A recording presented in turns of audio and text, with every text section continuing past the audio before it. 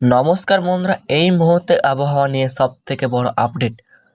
প্রবল ঝড়ের সঙ্গে তুমুল বৃষ্টির ভয়ঙ্কর সতর্কতা। বিকেল গড়তেই খেলা শুরু। জানুন আজকের ব্রেকিং ওয়েদার আপডেট। কথা রাখলো আলিপুর আবহাওয়া দপ্তর। তো সুপ্রিয় দর্শক, কোথায় কোথায় চলছে তাণ্ডব, বিস্তারিত জানিয়ে দেবো আজকের এই ভিডিওটির মাধ্যমে। ভিডিওটি সম্পূর্ণ দেখবেন, ভালো লাগলে লাইক করবেন, চ্যানেলে নতুন হয়ে থাকলে চ্যানেলটিকেও সাবস্ক্রাইব করে আমাদের সাথে থাকবেন।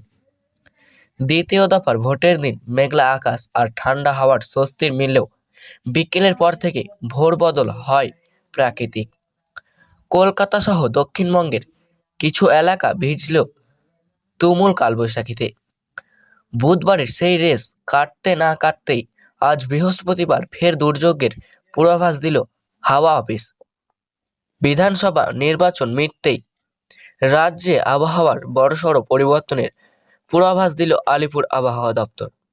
বঙ্গোপসাগর থেকে আসা জলীয় বাষ্প এবং অনুকূল বায়ু প্রভাবে জেরে আগামী 3 মে পর্যন্ত রাজ্য জুড়ে বজ্রবিদ্যুৎ সহ বৃষ্টি ও ঝড়ো হাওয়া বয়ে যাওয়ার সম্ভাবনা রয়েছে।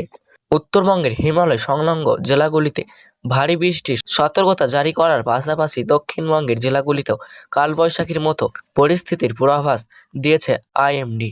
আবহাওয়া দপ্তরের রিপোর্ট অনুযায়ী গত কয়েকদিন ধরে বাঁকুড়া, পুরুলিয়া এবং পশ্চিম মেদিনীপুরের মতো জেলাগুলিতে প্রচণ্ড দাবদাহ চলছিল, যেখানে তাপমাত্রা 40 ডিগ্রি সেলসিয়াস ছাড়িয়ে গিয়েছিল। তবে এই নতুন পরিস্থিতির ফলে তাপপ্রভাব থেকে কিছুটা স্বস্তি মিললেও ঝড়ের তাণ্ডব বাড়ার আশঙ্কা রয়েছে।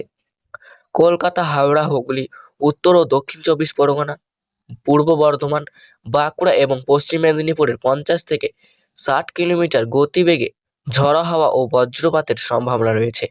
অন্যদিকে উত্তরবঙ্গে দার্জিলিং, কালিম্পং, জলপাইগুড়ি, আলিপুরদুয়ার ও কোচবিহারের 3 মে পর্যন্ত ভারী বৃষ্টিপাত হতে পারে বলে জানানো হয়েছে।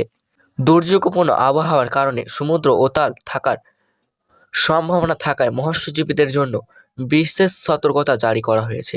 তো সুপ্রিয় দর্শক, আজকে ছিল এই পর্যন্তই আবহাওয়ার লেটেস্ট আপডেট। ভালো লাগলে লাইক করবেন আর এমনই ওয়েদার আপডেট পেতে সবার আগে স্কাই রিপোর্ট চ্যানেলটিকে নজর রাখবেন।